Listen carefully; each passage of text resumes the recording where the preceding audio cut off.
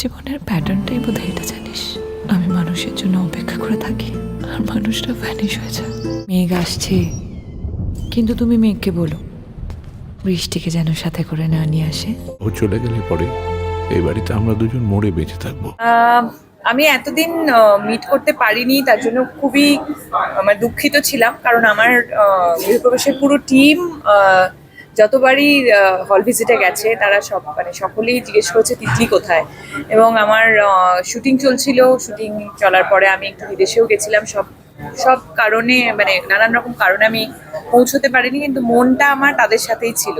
এবং গৃহপ্রবেশের জন্য এত ভালোবাসা, মানুষ এত ভালোবাসা দিচ্ছেন প্রথম দিন থেকে, অভাবনীয়, অসাধারণ ফিলিং। এখনো অবধি 2টো হল ভিজিট করে এলাম, সবাই কাঁদছেন, সবাই জড়িয়ে ধরে হাউ হাউ করে কাঁদছেন।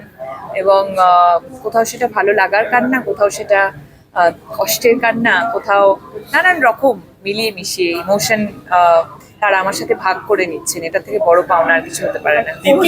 কোটির ক্লাবে ঢুকেছে, এত ব্যবসাও খুব ভালো হচ্ছে, এটাও তো বাংলা সিনেমার জন্য খুব ভালো। একেবারেই তাই। এবং এটা আমি বলবো যে একজন অভিনেত্রীর জন্য, আমি ফিমেল অ্যাক্টরদের জন্য আরো বেশি ইম্পর্টেন্ট।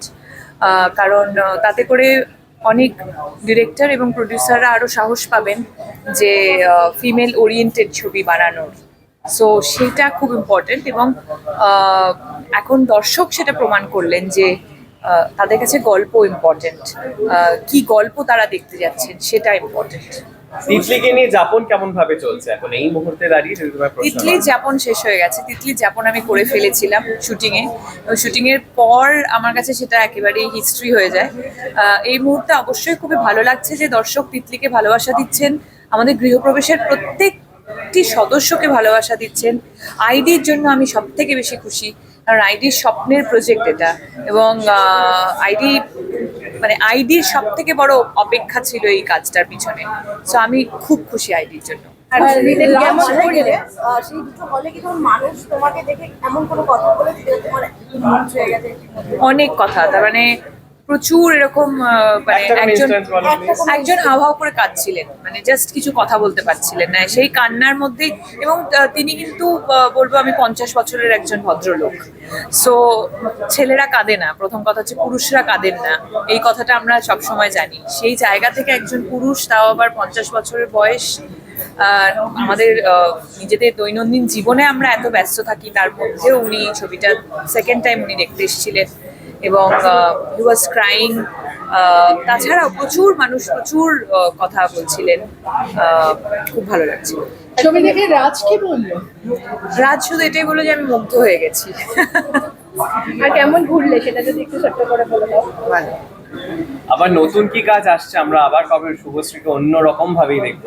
লহ গৌরাঙ্গের নাম রে, সেটা তো রয়েছে। আর এর মধ্যে আর কোনো কথা কিছু ক্রিসমাসের জন্যই কিন্তু ওইটাই এখন অব্দি পুরো কনসেন্ট্রেট করা। কিরকম চলছে একটু বলো। খুব ভালো, ফ্যান্টাস্টিক এক্সপিরিয়েন্স, আউটস্ট্যান্ডিং এক্সপিরিয়েন্স, আলাদাই। अगेन তোমরা দেখে সেটা বলবে। রিহার্সাল মোমেন্টসে কিছু একটু আমাকে একটু টিপ দিতে। রিহার্সাল কি, আমাদের শুটিংই হয়ে গেছে কলকাতার পার্টের, পুরি বাকি আছে। সো মিনার্ভার যে আমার মনে হয় লহ গৌরাঙ্গের টাইমে এখনই পেয়েছো বলে সব প্রশ্ন করে নিও না, সময় আছে, কারণ তখনও আনসার করতে হবে। সো ডেফিনেটলি আমরা বসে আড্ডা মারবো।